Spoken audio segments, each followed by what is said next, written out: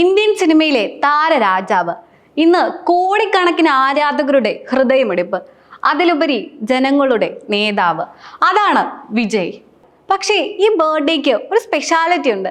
എന്താണെന്നല്ലേ? വിജയ് തമിഴ്നാടിന്റെ മുഖ്യമന്ത്രിയായി സ്ഥാനമേറ്റതിൽ പിന്നെ, അതായത് വിജയ് ദ റിയൽ ദളപതി ആയതിനു ശേഷമുള്ള ആദ്യത്തെ ബർത്ത്ഡേ ആണിത്.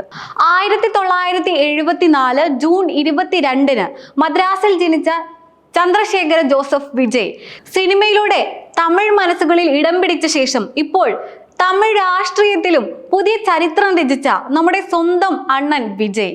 പ്രശസ്ത സംവിധായകൻ എസ് ചന്ദ്രശേഖറിന്റെയും ഗായിക ശോഭയുടെയും മകൻ. ഒരു സിനിമാ കുടുംബത്തിൽ ജനിച്ചു വളർന്ന വിജയ് ചെറുപ്പം മുതലേ കലയോട് വലിയ അഭിരുചി പുലർത്തിയിരുന്നു. ലയോള കോളേജിൽ വിഷ്വൽ കമ്മ്യൂണിക്കേഷൻ പഠിക്കുമ്പോൾ തന്നെ അദ്ദേഹത്തിന്റെ ലക്ഷ്യം സിനിമ തന്നെയായിരുന്നു. 1984 വെട്രി എന്ന ചിത്രത്തിലൂടെ ബാലതാരമായാണ് തുടക്കം. എന്നാൽ നായകനായി 1992 നാളെയെ എതിർപ്പിൽ എത്തിയപ്പോൾ വലിയ വിമർശനമാണ് അദ്ദേഹം നേരിട്ടത്. എന്നാൽ പിന്നീട് അങ്ങോട്ട് വിജയത്തിന്റെ ഒരു മാന്ത്രിക യാത്രയായിരുന്നു അദ്ദേഹത്തിൻ്റെത്. പൂവെ ഉണക്കാകെ, കാതലിക്ക് മര്യാദ എന്നീ ചിത്രങ്ങൾ അദ്ദേഹത്തെ കുടുംബ പ്രേക്ഷകരുടെ പ്രിയങ്കരനാക്കി.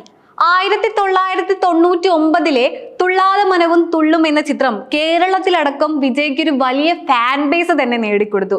തുടക്കത്തിൽ പ്രണയ നായകനായി തിളങ്ങിയ വിജയുടെ കരിയർ മാറ്റിമറിച്ചത് ഗില്ലി എന്ന ചിത്രമാണ്. അതുവരെ കണ്ട ചോക്ലേറ്റ് ഹീറോയിൽ നിന്നും മാസ് ആക്ഷൻ ഹീറോയിലേക്കുള്ള വിജയുടെ മാറ്റം അവിടെ തുടങ്ങുകയായിരുന്നു. അവിടെ മുതൽ വിജയ് അനീതിക്കെതിരെ പൊരുതുന്ന ജനങ്ങളുടെ ശബ്ദമാകുന്ന നായകനായി മാറി. ഗില്ലി, പോക്കിരി എന്നീ ചിത്രങ്ങളിലൂടെ ഇന്ത്യയിലെ ഏറ്റവും വലിയ ആക്ഷൻ താരമായി മാറി അദ്ദേഹം. തുപ്പാക്കി മുതൽ ലിയോ വരെയുള്ള ചിത്രങ്ങൾ ബോക്സ് ഓഫീസ് തകർപ്പൻ റെക്കോർഡുകളാണ് സൃഷ്ടിച്ചത്. വെറും തമിഴ് സിനിമകളിൽ മാത്രമല്ല, ആഗോള തലത്തിൽ തന്നെ വലിയ വിപണിയുള്ള താരമായി അദ്ദേഹം വളർന്നു. സിനിമകളിൽ മാത്രമല്ല, ഓഡിയോ ലോഞ്ചിൽ പോലും എൻ നെഞ്ചിൽ കുടിയിറക്കും എന്ന് പറഞ്ഞു തുടങ്ങി. കൂടാതെ ഒരു കുട്ടി സ്റ്റോറിയും പറഞ്ഞ് ആരാധകർക്ക് എന്നും ഹരമായി മാറി. 1994 റസികൻ എന്ന സിനിമ മുതലാണ് അദ്ദേഹം ഇളയ ദളപതി എന്ന പേര് സ്വീകരിച്ചത്. പിന്നീട് മെർസൽ മുതൽ ദളപതിയായി മാറി. ആദ്യ ചിത്രം പുറത്തിറങ്ങി ഈ മുഖം ആരെങ്കിലും കാണാൻ വരുമോ എന്ന് പറഞ്ഞ് ഒരു പ്രമുഖ മാഗസിൻ അന്നത്തെ കാലത്ത് അദ്ദേഹത്തെ വിമർശിച്ചുകൊണ്ട് ഒരു ആർട്ടിക്കിൾ എഴുതിയിരുന്നു. എന്നാൽ അതേ മാഗസിൻ തന്നെ കവർ പേജിന് വിജയുടെ ഫോട്ടോ വേണമെന്ന് പറഞ്ഞ് വർഷങ്ങൾക്ക് ശേഷം അദ്ദേഹത്തിന്റെ അടുത്ത് തന്നെ തിരിച്ചെത്തി. സിനിമയിൽ മാത്രം ഒതുങ്ങി നിൽക്കാൻ വിജയ് തയ്യാറായിരുന്നില്ല. 2009 വിജയ് മക്കൾ ഇയക്കം എന്ന സംഘടനയിലൂടെ അദ്ദേഹം ആയിരക്കണക്കിന് ആരാധകരെ സാമൂഹിക സേവനത്തിനായി അണിനിരത്തി. അഴിമതിക്കും അനീതിക്കുമെതിരെയുള്ള അദ്ദേഹത്തിന്റെ സിനിമകളിലെ സംഭാഷണങ്ങൾ യഥാർത്ഥ ജീവിതത്തിലും പ്രതിഫലിപ്പിക്കാൻ തുടങ്ങി. അങ്ങനെയാണ് 2024 തമിഴക വെട്രിക്കഴകം അഥവാ TVK എന്ന പാർട്ടി രൂപീകരിക്കുന്നത്. സിനിമയിൽ നിന്ന് വിരമിച്ച് പൂർണ്ണമായും രാഷ്ട്രീയത്തിലേക്ക് ഇറങ്ങുന്നു എന്ന അദ്ദേഹത്തിന്റെ പ്രഖ്യാപനം തമിഴ് രാഷ്ട്രീയത്തിൽ വലിയ ഭൂകമ്പമാണ് ഉണ്ടാക്കിയത്. DMK, ADMK എന്നീ രണ്ട് പാർട്ടികൾ അരനൂറ്റാണ്ടിലേറെയായി ഭരിച്ചിരുന്ന തമിഴ്നാട് രാഷ്ട്രീയത്തിൽ ഒരു മൂന്നാം ശക്തിയായി വിജയ് ഉയർന്നു വന്നു.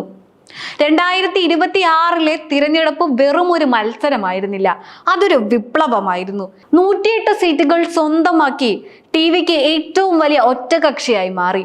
പെരുമ്പൂർ, ട്രിച്ചി ഈസ്റ്റ് എന്നീ മണ്ഡലങ്ങളിൽ നിന്ന് മത്സരിച്ച് വിജയ് അവിസ്മരണീയമായ വിജയമാണ് നേടിയത്. 2026 മെയ് 10 അദ്ദേഹം തമിഴ്നാടിന്റെ 9ാമത് മുഖ്യമന്ത്രിയായി സത്യപ്രതിജ്ഞ ചെയ്തു. എന്നാൽ മുഖ്യമന്ത്രി പദവി പൂമത്തെയായിരുന്നില്ല. കാരൂർ ജനക്കൂട്ട ദുരന്തം പോലുള്ള സംഭവങ്ങൾ അദ്ദേഹത്തിന്റെ ഭരണത്തിന്റെ ആദ്യ നാളുകളിൽ വലിയ തിരിച്ചടിയായി. എന്നാൽ CBI അന്വേഷണത്തെയും മറ്റ് നിയമപരമായ വെല്ലുവിളികളെയും ധൈര്യത്തോടെ നേരിട്ട അദ്ദേഹം ഒരു ഭരണാധികാരി എന്ന നിലയിൽ തൻ്റെതായ മുദ്ര പതിപ്പിച്ചു വരികയാണ്. അഴിമതി വിരുദ്ധ നിലപാടുകളും ജനക്ഷേമ പദ്ധതികളും നടപ്പാക്കി അദ്ദേഹം മുന്നേറുന്നു. സിനിമയെ വെല്ലുന്ന നിയമങ്ങളും നയങ്ങളും കൊണ്ടുവന്ന് അദ്ദേഹം വീണ്ടും ജനങ്ങളെ ഞെട്ടിച്ചിരിക്കുകയാണ്. കഠിനാധ്വാനവും നിശ്ചയദാർഢ്യവും ഉണ്ടെങ്കിൽ ഏത് കൊടുങ്കാറ്റിനെയും തരണം ചെയ്യാം. ഒരു നടനിൽ നിന്ന് മുഖ്യമന്ത്രിയായി വളർന്ന അദ്ദേഹത്തിന്റെ ഈ യാത്ര തുടരുകയാണ്. ഈ ജന്മദിനത്തിൽ തമിഴ്നാടിന്റെ ജനനായകന് നമുക്ക് ഹൃദയം നിറഞ്ഞ ജന്മദിനാശംസകൾ നേരാം.